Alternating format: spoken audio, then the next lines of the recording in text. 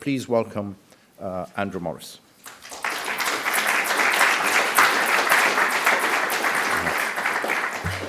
Thank you, Ara. It's a pleasure to be here. And coming from Scotland, I can still say Happy New Year. So my son reminded me yesterday, only 338 days till Christmas. So there we go. Can I just echo John and Ara? This is a complex space, and we need to get this right if we're going to benefit patients and citizens and society from using health data science to its full potential. So I've been asked to set the scene, and I think we're in a great position because we've got the opportunity for a national case study of using health data research hubs as an opportunity for shared learning.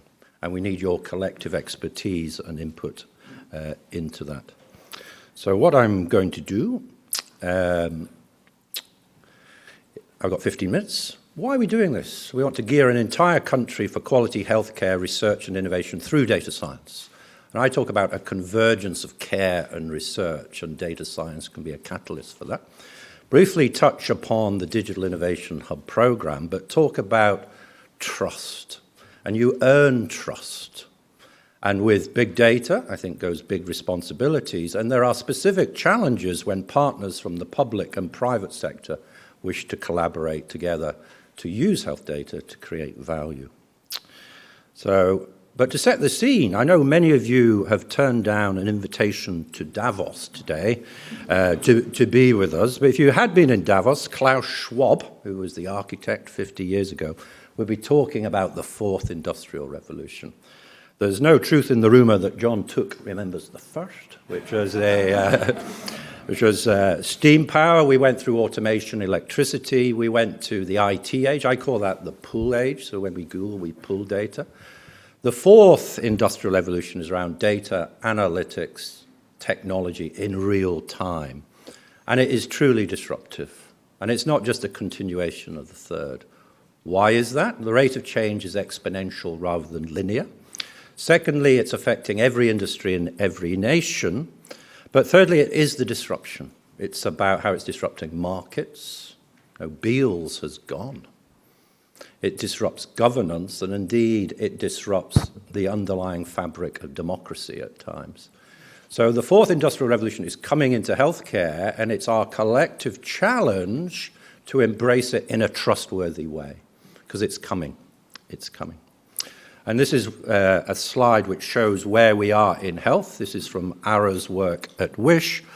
This is the old Gartner quadrant showing those technologies, industries which are most advanced. Aziz Sheikh, who's here, led this piece of work. And as you can see, health is currently mid-table. So we're like a West Ham, as it were. We're not out there yet. But we spend $300 billion a year in R&D and AI, and we're about to see that change dramatically.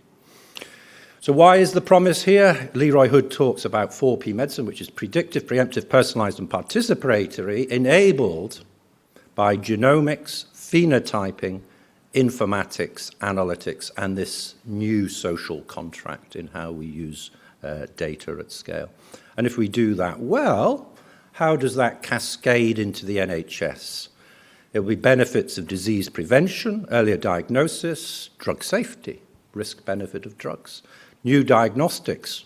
Importantly, how should the NHS use its resource in the most judicious and effective way, as well as driving clinical research and precision medicine? And just to show you, this was after the NHS was created, Ara. I like this slide. This is from the RAND, the very reputable organization in the States. This chap is showing they've created a model to illustrate how a home computer will look like in the year 2004. However, the needed technology will not be economically feasible for the average home, and scientists readily admit the computer will require not yet invented technology. I would argue that's the place we're in. In 2004 was the year this thing was launched. So just to talk about the opportunity for the UK, we're very privileged to be working in partnership with literally hundreds of organisations across the UK to unite the UK's health data to enable discoveries to improve patients' lives. And as part of that, we need a robust, trustworthy UK health data research infrastructure. And I think we should credit John Bell and colleagues in OLS and the NHS across the UK to have the vision to pump prime digital innovation hubs as a test bed for this national, sustainable, scalable infrastructure. Because our 10-year ambition, it's about diverse data, but it's also about scale, up to 66 million people. So I would argue that UK Biobank is down here, 500,000 people with really detailed data. HES, hospital episode statistics, are up here. But if we're really going to get this right, it's about longitudinal whole system intelligence at scale, and that's a huge challenge. We were fortunate that through the leadership of Ben Gordon and many others, Jerry Riley, we consulted 2,700 people, 350 organizations, and we did this in partnership to ask, what should an infrastructure look like? The easy thing to have done would have been just had the usual academic competition, the usual suspects win £5 to £6 million, and we create 5 more silos on the landscape. That's what we classically do. What we need to create is a trustworthy ecosystem, a low barrier to participation, and a level playing field. So as we did the consultation, there were 5 big issues, just to show some key issues. First of all is scale.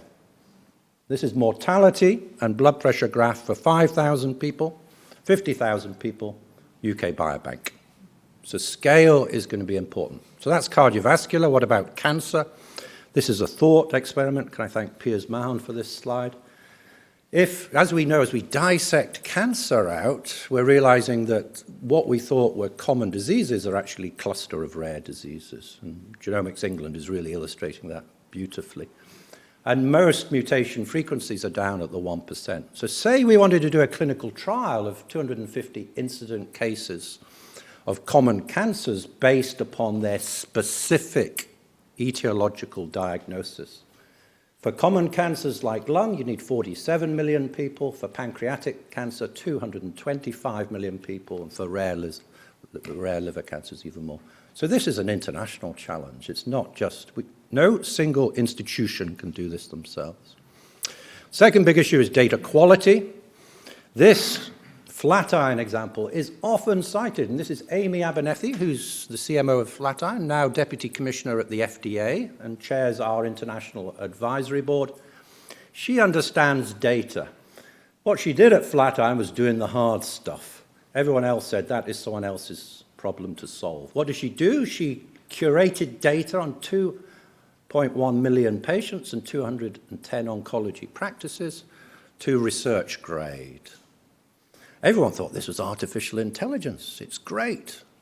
The company was sold for $2.1 billion, but it's actually a mechanical Turk. Does anyone know what a mechanical Turk is? In the 18th century, there was this black box, a wooden box, which played chess. It beat Benjamin Franklin. It beat Napoleon. And everyone thought, wow, it's a computer. Actually, it was a man inside pulling. So Flatiron have 1,000 data curators. In China, just to show that it's true in the UK, in our early days in diabetes, Ewan, my mate, said, Andrew, that's the top 20 ways we prescribe metformin across the country. And that's the bottom 20 ways. You know, take 1 Twix a daily, 2 tablets twice a day. For metformin alone, 5,000 ways. So this data engineering is a huge challenge. What they're doing in China, this was in The Economist. China's success at AI has relied on good data. This one company has 300,000 people curating data, annotating. So data engineering is a big challenge for us. Third challenge is the digital maturity of health systems. At meetings I go to, everyone talks about personalized medicine, prescriptive analytics on this scale of health system maturity. It's called the HIMSS scale. Where are we in the UK? About here. So unless we have a receptive health system, we're going to be challenged. I'm delighted that under the leadership of Matthew Gould, working with Sarah Wilkinson and others, we've got a real push on this in terms of NHS. And it is possible. I think Neil Sabir's here today from GOSH. They have curated a FHIR-aligned data set for 100 million patient episodes within GOSH. And our hubs are beginning to do the same, so we can do it. Fourthly, what did we learn? It's a complex environment. And key to our efforts is to work across systems with no additional effort. And that is very challenging when we've got lack of standardization in this space. So looking at those logos depressed me a bit, but then I was in Holland recently, and they look just the same. So the key is the country that can define the standards of interoperability. How are we going to collaborate at the interface is going to be key. And lastly, it's the biggest issue, a major theme of this meeting is transparency and earning trust. And just yesterday, it's a big issue in the UK, just yesterday in the Wall Street Journal, this is a global international challenge. Hospitals give tech giants access to detailed medical records. So this is a global challenge. How do we do business in a trustworthy way? And I'm delighted that some members, I see Angela's here, of our Public and Patient Advisory Board are here who've been fantastic in steering us through many of these challenges, but there's more to do. So in terms of the DIH program, we've designed it in a way that it's scalable, sustainable, interoperable, and that it has a low barrier to participation. And we've learned from other industries, learned from the banking industry. Now, I could send Ara £100 in the next 2 minutes. I'm not going to. But because they subscribe to the SWIFT messaging standards, like GSM, telecommunications. So it's about creating a neutral cooperative designed to manage the interface and manage it well. So what the consultation told us is that we need a system, an infrastructure that promotes trust, longitudinal data. Access is a big issue, scale, speed, expertise, and to be able to collect data once for multiple purposes. And this was the model, and a lot of folk contributed to this. So we have patients here. They interact with the system in one of multiple ways. So we've created an alliance to look at the standards, how we're going to work together. We've pulled data through into hubs where we improve the data, and then we've provided a gateway, an MVP of the gateway, so that we can use the data. So very briefly, where are we? We've now got 27 members of the Alliance. We met yesterday, so all the big NHS organisations from across the UK, charities, Genomics England, UK Biobank are part of the Alliance, and we're starting to publish best practice in terms of how we will work together. The gateway is now live, and it's an MVP, so it's a first attempt to illustrate in a transparent way what data sets are held by the Alliance. So we've got 414 data sets which you can, there's no patient identifiable data, it's the metadata, but basically who's got what. And lastly, we've got the hubs. And that's the theme of today. So thank you, Ara, for chairing the panel. They started on the 1st of October. They all hit their milestones on the 31st of December. So thank you for that. They're all here today. And the hubs are to create valued, well-curated data for multiple purposes. And the hubs are all here. You'll hear about them. But they range from cancer to respiratory to trials to eye health, etc. And here's some pictures of them when they're all looking very smart, certainly smarter than today.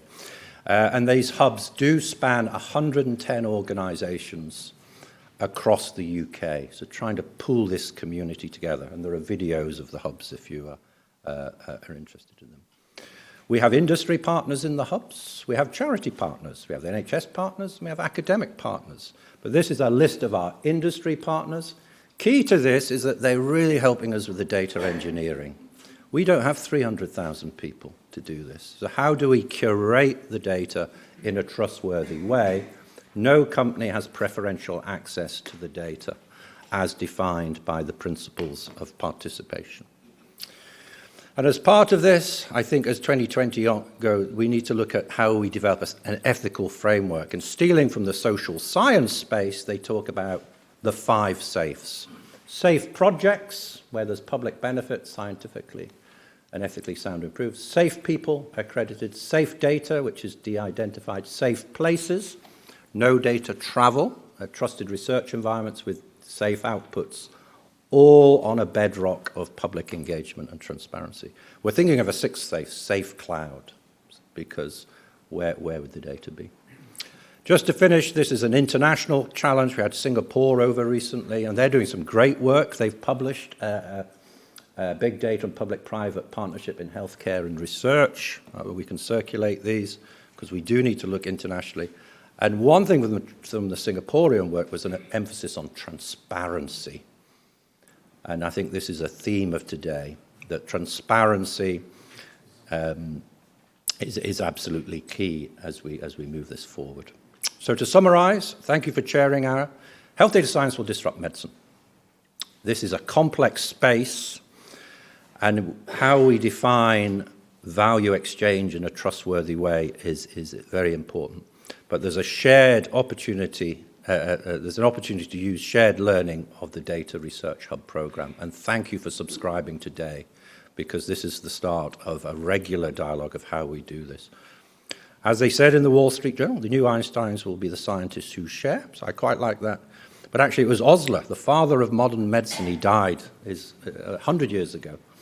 He said, the best preparation for tomorrow is to do today's work superbly well. So let's work superbly well today. So thank you very much.